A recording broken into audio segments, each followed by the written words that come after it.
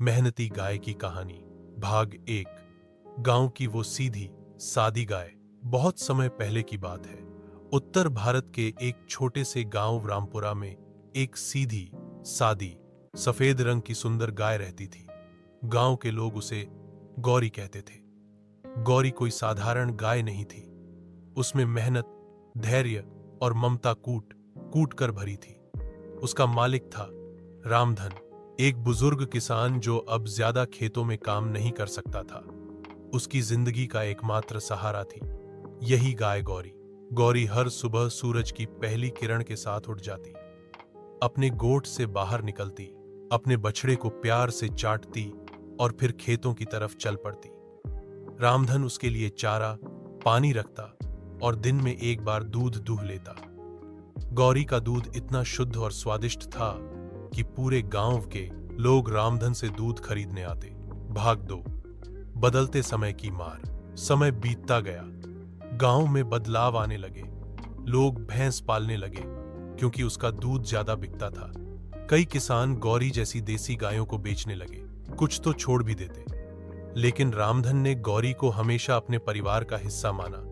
वह कहता, यह गाय नहीं, मेरी बेटी है। जितना इसने मेरा साथ दिया है उतना तो शायद इंसानों ने भी नहीं। रामधन के बेटे शहर चले गए थे। खेत अब ज्यादा उपजाऊ नहीं रहे थे, पर गौरी का दूध अब भी उतना ही शुद्ध था। उसके दूध से रामधन गांव के बच्चों को निःशुल्क खीर बनाकर खिलाता। भाग 3। प्राकृतिक आपदा और संकट। एक वर्ष गांव में भयंकर सूखा पड़ा। न खेतों में अन्न था, न मवेशियों के लिए चारा। लोगों ने अपने जानवर बेच डाले, कुछ गायें भूख से मर गईं। रामधन खुद आधा पेट खाता, लेकिन गौरी को पूरा चारा खिलाता। दिन रात वो उसकी सेवा में लगा रहता। गौरी भी जैसे ये समझती थी कि अब उसकी मेहनत की घड़ी आ गई है। वह पूरे दिन खेत के एक कोने में जाकर सूखे घास के बीच कुछ न कुछ चरकर दूध देती और रामधन के लिए कुछ न कुछ दूध छोड़ देती। उसके दूध से रामधन खीर बनाकर गांव के भूखे बच्चों को खिलाता। गौरी एक प्रतीक बन गई मेहनत, सेवा और त्याग का। भाग 4। गांव में नई रोशनी। कुछ महीनों बाद बारिश आई और गांव में हरियाली लौट आई। खेत फिर से हरे भरे हो गए। रामधन ने नए पौधे लगाए और धीरे धीरे दूध का व्यापार फिर से शुरू किया। लेकिन अब लोगों ने देखा कि जो देसी गायें उन्होंने बेची थीं, उनका दूध कभी गौरी जैसा नहीं हो सका। गांव में एक नई योजना आई, देशी गौ संरक्षण योजना। गौरी को इस योजना का चेहरा बनाया गया। लोग उसके दूध को गौरी दूध के नाम से खरीदने लगे। आसपास के गांव में उसकी चर्चा होने लगी। गौरी अब सिर्फ एक गाय नहीं रही थी, वह एक मिसाल बन गई थी। भाग 5।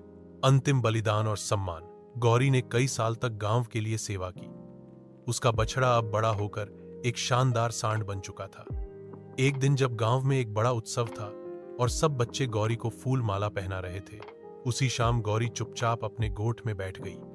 रामधन जब देर रात गया तो देखा गौरी सदा के लिए सो चुकी थी। गांव भर में शोक छा गया।